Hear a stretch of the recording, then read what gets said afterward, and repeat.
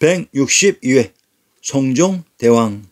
성종대왕께서는 제가 인용하고 있는 우리의 역사 지리지 기본백서인 동국여지 승람 편찬을 시작하신 분으로 저에게는 각별한 인식을 가지고 있는 제왕입니다. 천자인 황제 태종 이방원 이후 명청조선의 마지막 황제까지 계셨던 곳은 변함없이 제왕의 성이 있었던 한양장안의 관중 지역입니다. 이 위치 장소가 흔들리면 역사 복원을 향한 모든 붓대가 흔들리게 되어 있습니다. 황제 등극.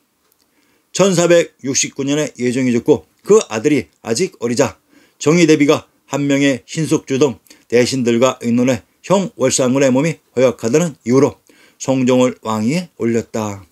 즉위할 무렵 나이는 13세에 불과하였다. 때문에 그뒤 7년간 정의대비가 수렴청정을 했고 1476년에 비로소 진정을 하였다. 1461년 자산군에 봉해졌다가 1468년 잘산군으로 개봉되었다. 우선 명청조선의 황제들에 대한 내용을 정리하실 때에는 우선 황제가 되기 이전에 받았던 봉지의 정체부터 정리해야 합니다. 그것 봉지를 기반으로 황제가 되는 아주 중요한 땅이기도 합니다. 성종대왕의 경우 자산군에 봉해졌다가 잘산군으로 개봉되었다.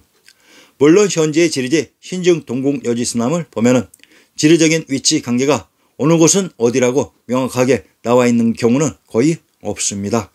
거의 모두 다가 아리아네스가 직접 위치를 확정시켜 입해 놓은 것으로 이러한 작업을 위해 신증 동국 여지스남의 군명만을 근 4,000번 이상 정독하는 고통의 시간이기도 했습니다. 경국 대전. 성종이 이룩한 큰 업적 중 하나는 조선 왕조 통치 체제의 근간이 되는 경국대전을 반포한 일이다. 경국대전은 조선시대의 기본 법전으로 조선의 행정조직인 이전, 호전, 예전, 병전, 형전, 공전의 6전으로 구성되어 있다. 그리고 6전은 이러한 경국대전의 법조항에 근거해 업무를 처리했다. 1475년에는 성균관에 전경각을 짓고 경적을 소장하게 했으며 양형구를 충실히 하여 학문연구를 후원하였다. 이 밖에 홍문관을 확충하고 용산 두모포에 독서당을 설치, 젊은 관료들에게 휴가를 주고 독서 제술에 전념하게 하였다. 상계의 명칭 중 궁금했던 성균관과 용산 두모포의 지명을 살펴봅시다. 성균관. 신증 동국 여지스남 경도의 신증국도를 인용하면 성균관에는 항상 500명을 양성하는데 3년마다 명경으로서 뽑은 자를 생원이라 하고 시부로서 뽑은 자를 진사라 하며 남중동 성에 사학에서 승보된 자를 승학이라 한다고 했습니다. 성균관이 경도의 신증국대에 등장하는 것은 성균관이 경도인 서울에 있었다는 얘기이기도 합니다. 그러면 개성부의 학교를 인용합니다. 성균관 탄현문 안에 있다고 했습니다. 자, 이번에는 성균관이 경도에 있다가 개성에 있었다고 합니다.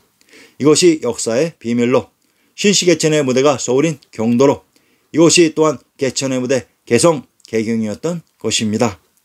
그런데 이상한 것은 만약 저희가 황제라면 이러한 성균관 같은 존재는 가장 가까운 곳에 위치시켜서 활성화시켰을 것입니다. 즉 황제가 있었던 가까운 곳에 성균관과 집현전 같은 조직이 있어야 됩니다.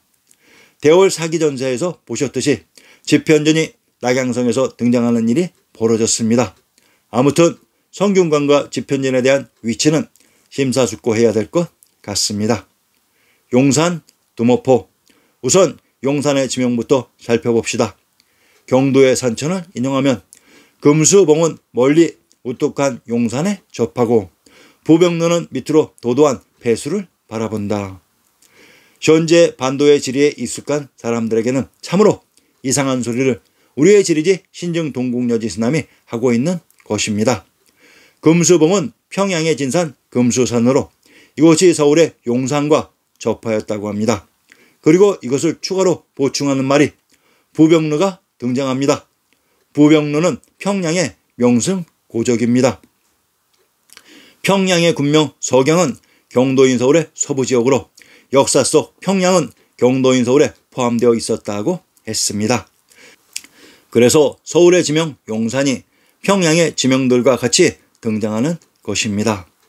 신증 동국여지스남 경도의 신증국도를 인용하면 용산은 구룡산이라고도 하고 노양산이라고도 하는데 금수산 북쪽 20리에 있고 산 꼭대기에는 99개의 못이 있다고 했다.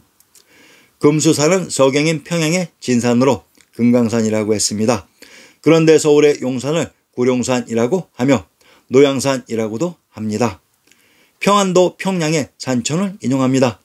구룡산 부의 북쪽 20리에 있는데 혹은 대성산 혹은 노양산이라고도 이른다.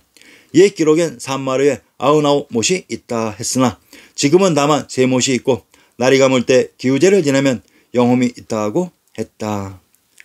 지명에 용산이 들어가면 즉 총용산, 계룡산 등은 모두 민족의 용산인 금강산 중 천황님이 계셨던 곳의 지명들이라고 생각하시면 아주 정확하게 역사를 해석할 수 있습니다. 우리의 지리지 신증 동국여지스남의 내용들이 거의 모두 이 정도인데 해석하실 수 있겠습니까? 그런데 이것을 자유자재로 똑 주무르트하는 인재가 있습니다. 패비 윤씨. 성종의 재기간 중 가장 큰 오점으로 남은 일은 사사로운 감정 때문에 두 번째 부인이자 원제를 낳은 왕비를 폐위한 일이었다. 성종은 첫 번째 부인인 공의 황후가 죽자 수기윤씨를 왕비로 맞아들였다. 당시 수기윤씨는 원제를 잉태하고 있었고 성종의 사랑도 기뻤다. 그러나 윤씨는 왕비가 된 후 성종과의 사이가 급격히 나빠지기 시작했고 이유는 윤씨의 투기 때문이었다. 그러던 중 급기야 왕비의 처소에서 독약의 일종인 비상과 후궁들을 저주하는 방법을 적은 글이 발견되었다. 결국 성종과 인수대비는 윤씨의 폐비를 결정하게 이르렀다. 왕비를 폐출시킨 것은 조선 역사상 그때까지 처음 있는 일이었다. 그리고 3년 후에 패비 윤씨는 사사되었다. 연산군의 친모가 패비 윤씨로 연산군 시대 피바람의 서막이 된 패비 윤씨 사건이 성종대왕 시대 발생했던 것입니다. 건주 야인. 성종은 국방대책에도 힘을 기울여 압록강 이북에 건주 야인의 본거지를 정벌하고 도만강 이북에 우디고의 부락을 소탕했다고 합니다. 관중인 한양의 도성에 흐른 한강을 압록강이라고 했습니다.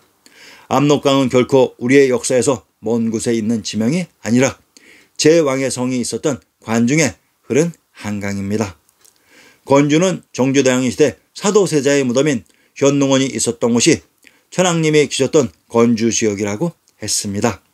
건주 야인이란 한양장안의 관중에 있었던 정부의 세력들이 그 이외의 지역에 있었던 정부에 반하는 세력들을 지칭하는 것으로 천황님이 계셨던 동경 경주에 건주에 있었던 조선의 야당 세력들을 건주 야인이라고 지칭했던 것입니다.